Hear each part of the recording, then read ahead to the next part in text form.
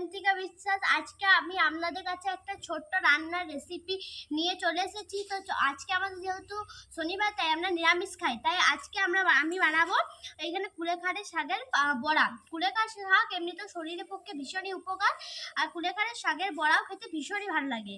তো এই বড়াটা বানানোর জন্য এখানে আমাদের কাছে আছে কুলেখাড়ার শাক, একটা আদা আর কয়েকটা কাঁচা লঙ্কা। তো চলো এটা ফার্স্টে আমরা বেটে নেব।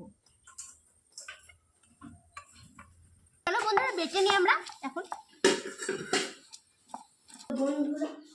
বন্ধুরা এখানে দেখুন এই যে বাটা হয়ে গিয়েছে, কমপ্লিট আমাদের বাটা। তো এটা মুসুরির কলাই দিয়ে বেশি ভালো লাগে খেতে, কিন্তু যেহেতু আজকে আমাদের শনিবার, তাই মুসুরি কলাই আজকে আমরা খাবো না, তো এটা বেসন দিয়ে বানাবো।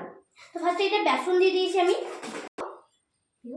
সত্যি আমার আর একটু জিরে গুঁড়ো দিয়ে দেবো।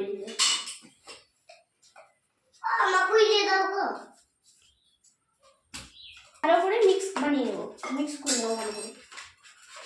বন্ধুরা মিক্স হয়ে গেছে পুরো। এবার এটাকে ভালো করে ভেজে নেবো। এটা দেখো গ্যাসটা জ্বালিয়ে নিয়েছি আর কড়াইটাও বসিয়ে দিয়েছি, এই দেখো। এবার এটাতে তেল দিয়ে দেবো।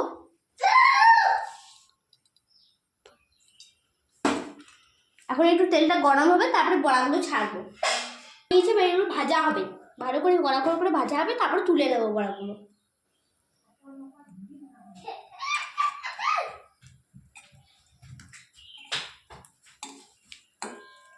এখন আমার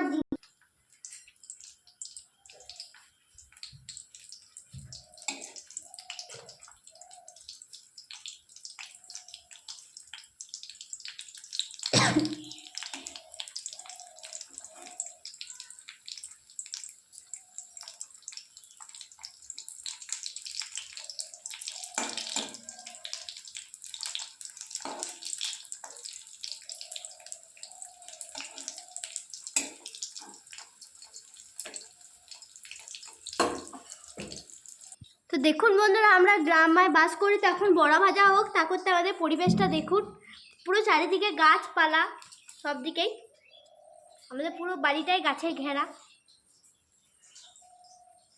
ভাজাগুলো পুরোই কমপ্লিট। এবারে বড়া ভাজাগুলো উঠিয়ে নেবো আমরা আস্তে আস্তে।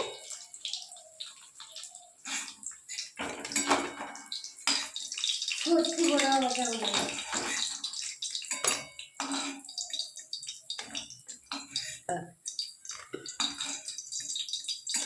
এই দেখুন বড়া ভাজা পুরো দেখো রেডি, আর পুরো দেখো কড়কড়ে ভাজা হয়েছে, দারুণ। এই দেখো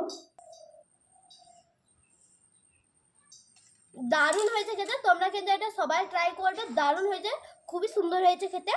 তো আজকে এটুকুই। তো বাই বাই।